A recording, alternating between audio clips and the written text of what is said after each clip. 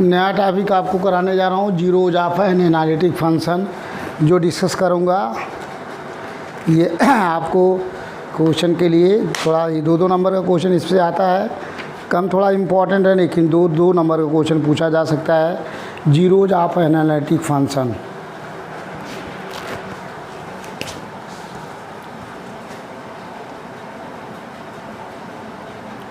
Zero of an analytic function, zero of an analytic function. Definition है, देख लीजिए। Zero of an analytic function discuss कर रहा हूँ।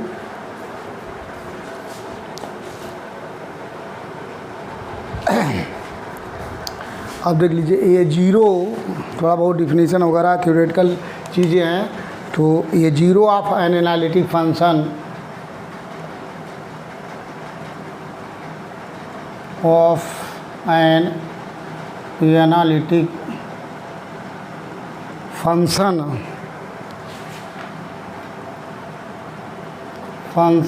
F z is the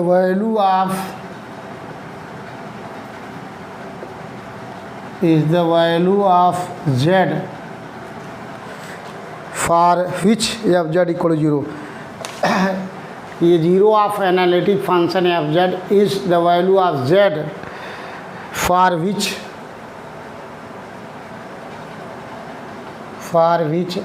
F z equal to 0। मतलब ये zeros of an, definition देख लीजिए। Zero of an analytic function, ये जीरो ऑफ, अगर जीरो निकालना है एनालिटिक फंक्शन का, जीरो निकालना है, जीरोज निकालना है, जीरोज है, तो ये zeros of analytic function f z is the value of Z for which f z equal 0।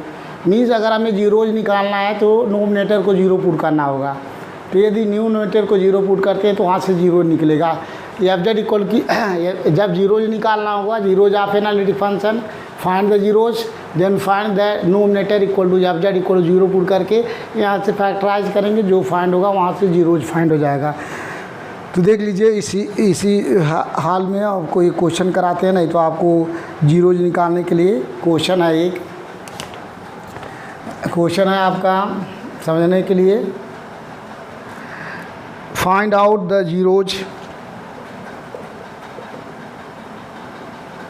find out the zeros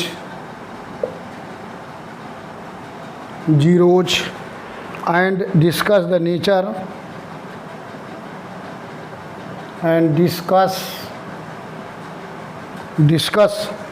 nature of the singularities. Discuss the nature of the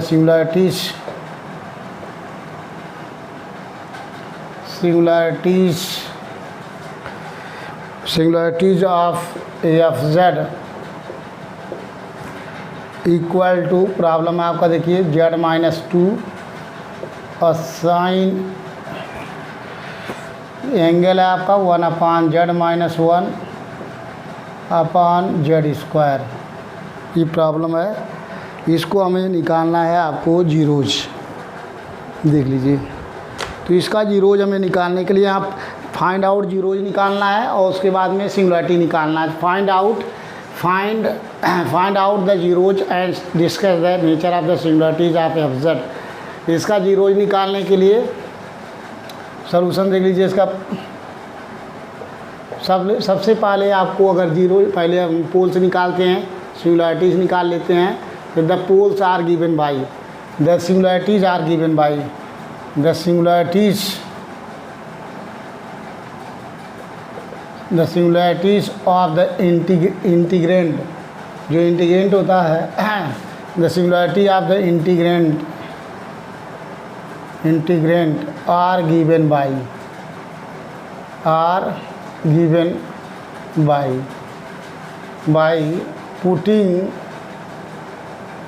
putting the denominator equal to 0। ये पहले से पढ़ते हुए आ रहे हैं।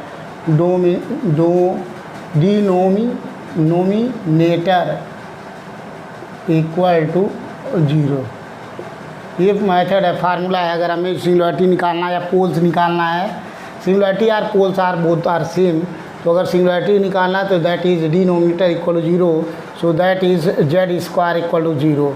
Put करेंगे तो यहाँ से जेड इक्वल टू 0 0, यहाँ आ जाएगा order of pole, order of pole, order of 2 means order of 2 आया, 0 0 पोल्स आ गया। Order of 2 that is poles of order 2, that is poles of order 2, poles of order 2 meaning जो poles आया उसका order 2 है। Z equal to 0 0 are the poles, जो z equal to 0 find हो रहा है वो पोल फाइंड हो रहा है। जब डिनोमिनेटर को 0 पुट करेंगे तो वहाँ से हमेशा पोल्स फाइंड होगा, या उसी को सिंगुलरिटी कहते हैं। सिंगुलरिटी फाइंड होता है और पोल्स फाइंड होता है। तो ये आपका पोल्स फाइंड हो गया, पोल्स ऑफ आर्डर 2 है, चूँकि जी की वैल्यू 0 0 है तो यह 2 पोल्स फाइंड हुआ जिसका आर्डर 2 है। अब हमें ये पोल्स निकालने का मेथड था। अब इसके बाद हमें नेचर ऑफ सिंगुलरिटी पता चल गया। जो सिंगुलरिटी है उसका पोल्स ऑफ आर्डर 2 है। दूसरा निकालना है find out the zeros. Zeros निकालने के लिए लिखेंगे the zeros are given by, the zeros are given by putting nominator equal to 0। देख लीजिए सेम मेथड है। आर जीरोज फाइंड करना तो nominator 0 put, the zeros are given by putting the nominator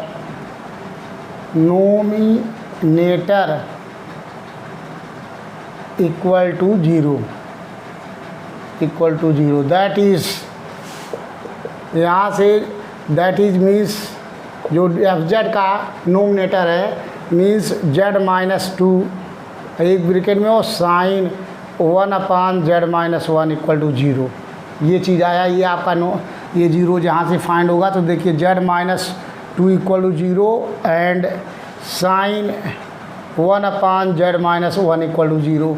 तो here z equal to 2 and यहाँ से find हो गया साइन, लिख सकते हैं आप साइन 1/z-1 इक्वल टू लिख सकते हैं साइन n पाई। सो यहाँ से 1/z- equal to n pi solve कर सकते हैं। तो z-1 इक्वल टू ये हो गया आपका 1/n pi. So z equal to हो गया 1 प्लस 1/n पाई।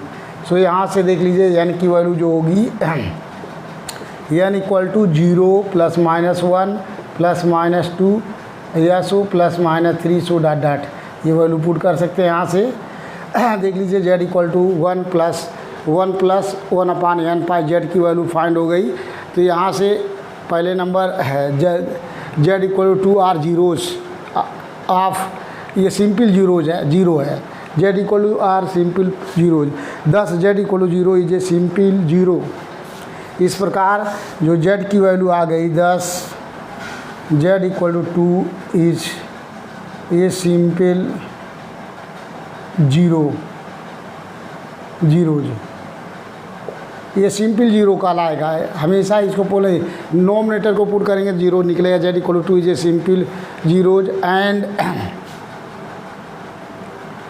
देख लीजिए z इक्वल टू 1। अब एक चीज़ और समझ लीजिए, अगर यहाँ से हम निकालना चाहे वैल्यूज़, यहाँ से बहुत सारे वैल्यूज़ निकलेगा। अगर यहाँ से हम चाहें कि the limiting point of the zeros are given by, limiting point निकालना चाहें तो जो n की वैल्यू पुट करेंगे गिवन बाई, यहाँ से लिमिटिंग पॉइंट मीन्स वही z इक्वल टू ये लिमिटिंग पॉइंट है, यहाँ से निकालना चाहें and the limiting point of zeros are given by, the limiting जो है point of the zeros, point of the zeros are given by वही z इक्वल टू आपका 1/n पाई प्लस 1। यहाँ भी n की वैल्यू 0 प्लस -1 प्लस -2 और plus -3। आप देख लीजिए यदि एन की वैल्यू हम बढ़ाते हैं, जहाँ देख लीजिए अगर एन इक्वल टू 0 पुट करते हैं तो इनफाइनाइट +1 आ जाएगा, इनफाइनाइट आ जाएगा, +1 आ जाएगा। एन इक्वल टू 0 पे ये इनफाइनाइट +1 इनफाइनाइट आ जाएगी जेड की वैल्यू। हमें निकालना है लिमिटिंग पॉइंट के लिए, एन इक्वल टू 0 पे इनफाइनाइट आ जाएगी, और एन इक्वल टू अगर 1 पुट करते हैं तो 1/π +1 देख लीजिए यहाँ से एक ऐसी वैल्यू निकालनी है हमें। यहाँ तो सबके लिए फाइंड कर रहा अगर हम कब यहाँ डिस्कस करने जा रहे हैं, अभी आगे नीचे डिस्कस करेंगे आइसोलेटेड सिंगुलरिटी क्या चीज़ होती है। तो अगर इस प्रॉब्लम में अगर हम पुट कर दें एन जैसे बढ़ता जाएगा, एन इक्वल टू 0 पे तो क्लियर है कि इनफाइनाइट +1 आ जाएगा, infinite z equal to infinite आ गया। लेकिन अगर एन की वैल्यू बहुत बड़ा हो, एन की वैल्यू बहुत बड़ा ले लें, एन टेन टू इनफाइनाइट अगर ले लें, ये एन टेन टू अगर इनफाइनाइट ले लें तो इसकी वैल्यू 0 हो जाएगी, 1 हो जाएगी। एन टेन टू इनफाइनाइट देख लीजिए, एन इक्वल टू 0 पुट करें तो यहाँ 0 पुट करने पे इनफाइनाइट हो जाएगा, तो z equal to infinite term आ जाएगा। तो जेड की वैल्यू जब इनफाइनाइट टर्म आ जाएगा तो उस केस में हम जो जब इनफाइनाइट पॉइंट आ गया तो वहाँ हमें निकालना हुआ infinite number of singularities find हो जाएगा। यहाँ से क्या फाइंड हो रहा है, ये हमारा फाइंड हो रहा है जीरोज। तो जीरोज अगर यहाँ से एन की वैल्यू हम 0 पुट कर देंगे तो किसी बुक में नहीं दिया, लेकिन अगर एन इक्वल टू 0 पुट करेंगे, ऑलरेडी कुछ बुकों में दिया हुआ है और कुछ बुकों में नहीं दिया हुआ। अगर एन की वैल्यू हम पुट करेंगे आपको, अगर एन की वैल्यू यहाँ ऑलरेडी क्लियरली दिया हुआ है, डिस्कस किया गया है। अब अगर यहाँ 2 वैल्यू फाइंड हुआ था, जेड इक्वल टू ये 0 दोनों था, लेकिन अगर सपोज करो कि यहाँ अगर एन की वैल्यू इनफाइनाइट पुट कर दें तो इसकी वैल्यू 0 हो जाएगी, तो जेड इक्वल टू 1 फाइंड हो जाएगा। तो यानी कि अगर बहुत ज़्यादा वैल्यूज होगी, हमारा इसलिए मैं डिस्कस करना चाह रहा हूँ कि एन इक्वल टू 1 रखने पर 1/π +1 आ जाएगा, कोई फिक्स पॉइंट आ जाएगी। उस पॉइंट पे हमें डिस्कस करने जा रहे हैं कि ये कौन सा सिंगुलरिटी है, आइसोलेटेड है, ये सिंगुलरिटी है कि आइसोलेटेड है। यहाँ क्लियरली लिख सकते हैं, अभी डिस्कस आगे डिफिनीशन डिफाइन करूँगा। क्लियरली जेड इक्वल टू 1 पे जो आइसोलेटेड सिंगुलरिटी होगा, इसको इज एन आइसोलेटेड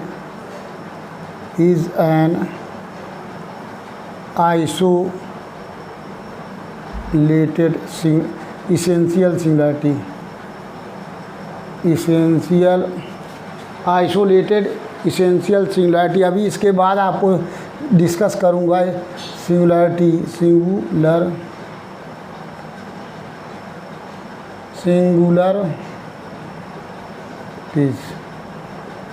क्योंकि अभी हम आइसोलेटेड आप लोगों को डिस्कस नहीं किया हूँ। तो सो ये आइसोलेटेड ये कैसा है, ये कैसा है यहाँ आइसोलेटेड। तो अभी डिस्कस करने जा रहे हैं किसको आइसोलेटेड सिंगुलरिटी कहेंगे, किसको आइसोलेटेड एसेंशियल सिंगुलरिटी कहेंगे, जो कि हमने एग्जाम्पल तुरंत दे दिया। तो यहाँ थोड़ा सा समझाना टिपिकल है कि इसको आइसोलेटेड सिंगुलरिटी कहेंगे। तो इसके बाद आपको डिफ़ाइन करने जा रहा हूँ कि आइसोलेटेड सिंगुलरिटी क्या है, और उसके बाद आइसोलेटेड डिफ़ाइन करूँगा।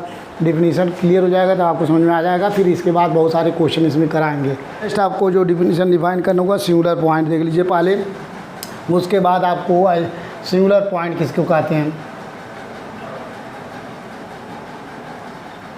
सिंगुलर पॉइंट मीन्स सिंगुलरिटी या singular point both are same. तो सिंगुलर पॉइंट पहले डिस्कस कर लीजिए।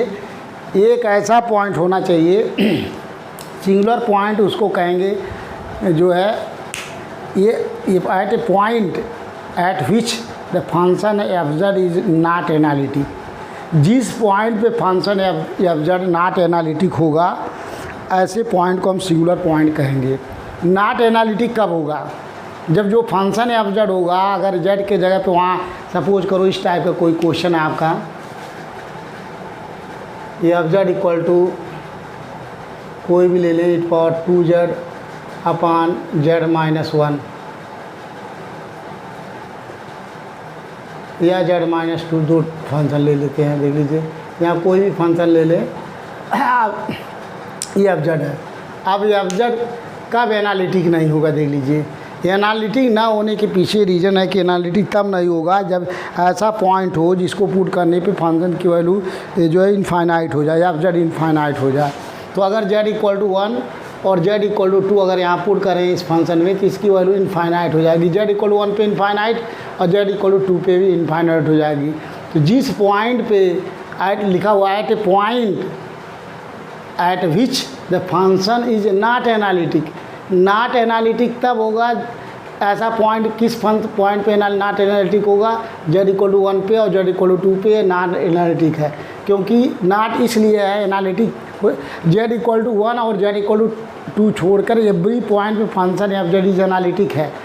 जिस पॉइंट पे पॉइंट की वैल्यू पुट करने पर उस एफ जेड की वैल्यू इनफाइनाइट होती है, ऐसे पॉइंट को सिंगुलर पॉइंट कहते हैं या उसको सिंगुलरिटी ऑफ एफ जेड बोलते हैं। Singularity of F Z find करने के लिए डिनोमिनेटर को 0 पुट करते हैं।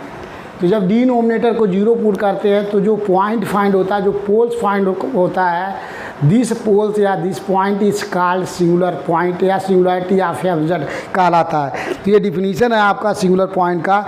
ये point at which a function f z is not analytic is known as a singular point or singularity of the function. तो वही जो चीज़ कह रहे हैं कि ये पॉइंट एट विच ये function f z is not analytic is known as singular point or singularity of the function f Z.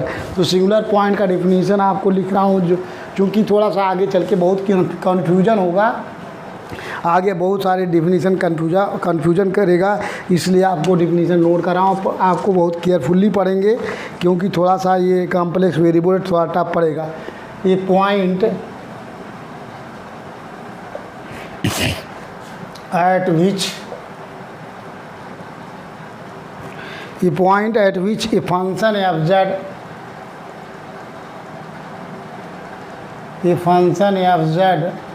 which is not a function f z is not analytic, is not analytic। if a point at which a function f z is not analytic is known as singular point, is known as a singular point, is known as a singular point or singularity of the function f z or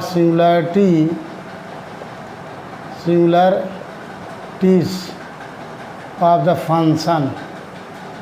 किसी function का singularity कहलाता है, singularities of the function या singular point, singularity of the function, singularities of the function. ये आपका definition है, देख लीजिए। अगर आपको डिफाइन करना हो कि सिंगुलर पॉइंट, तो सिंगुलर पॉइंट का या सिंगुलरिटी का डिफिनीशन है कि ये point at which a function f z is not analytic is known as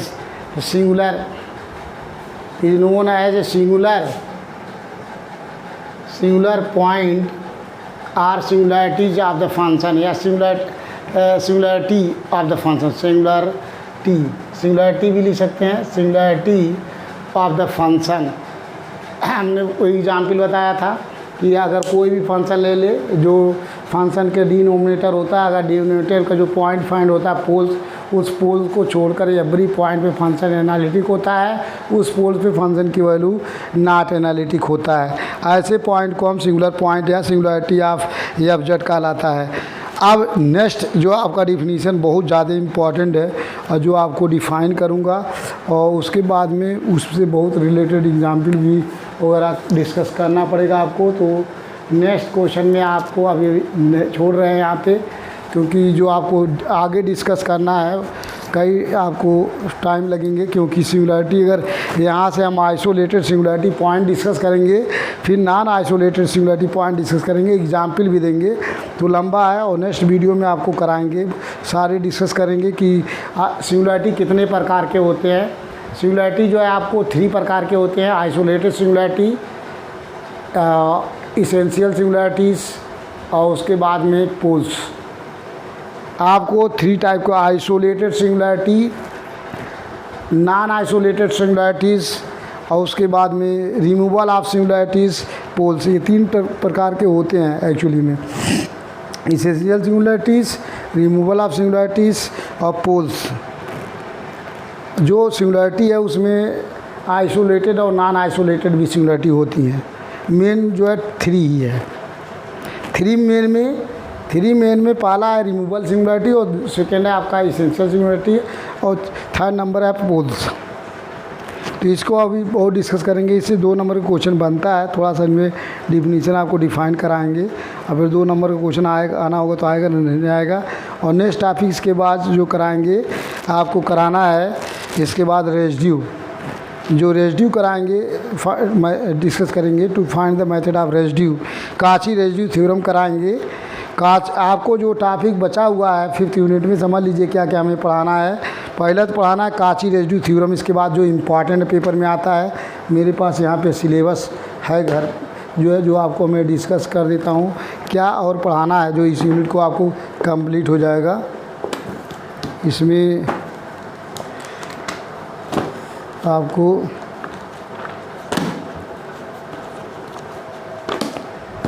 यहाँ से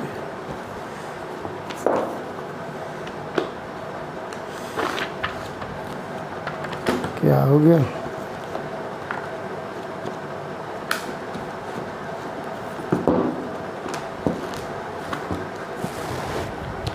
यहाँ पे सिलेबस रखा हुआ था। अच्छा यहाँ पे है, आपको जो डिस्कस करना था देख लीजिए। हमने कॉम्प्लेक्स वेरिएबल इंटीग्रेशन में कॉम्प्लेक्स इंटीग्रल पढ़ा दिया, कंटूर इंटीग्रल्स पढ़ा दिया, Cauchy integral theorem, Cauchy integral formula, Taylor Laurent series हो गया, विदाउट प्रूफ सिंगुलैरिटीज़ डिस्कस कर रहा हूँ। उसके बाद क्लासिफिकेशन ऑफ सिंगुलैरिटीज़ डिस्कस करेंगे, कल ही करेंगे। और जीरोज ऑफ एनालिटिक फंक्शन हमने आज डिस्कस किया हूँ। इसके बाद आपको टॉपिक बच रहे हैं residue, find the method of residue और काची रेजिड्यू थ्योरम। काची रेजिड्यू थ्योरम इसके बाद ही डिस्कस करेंगे। और उसके बाद एक और बचेगा, evaluation of real integral of the type 0 से 2 pi f cos theta sin theta, या 0 से pi f cos theta sin theta, या ये एक ही टाइप के क्वेश्चन है। उसके बाद आपका यूनिट ख़त्म हो जाएगा। मतलब आपको मैक्सिमम 10 या 15 अभी क्वेश्चन जो करा रहे हैं, क्योंकि बहुत सारे क्वेश्चन कराते हैं, इसलिए वीडियो तो हो जाएगा 15-20 वीडियो हो जाएंगे। लेकिन आपको टॉपिक 2 या 3 बचे हुए हैं, क्योंकि यहाँ से जो टॉपिक बचा हुआ है कम से कम 1 क्वेश्चन या 2 क्वेश्चन 10-10 नंबर के आएंगे। तो नेक्स्ट क्वेश्चन में आपको नेक्स्ट वीडियो के साथ कराएंगे और नया टॉपिक कराऊँगा आपको। आप लोग डिस्कस कीजिए और शेयर कीजिए, सब्सक्राइब कीजिए और नेक्स्ट क्वेश्चन में नेक्स्ट वीडियो के साथ।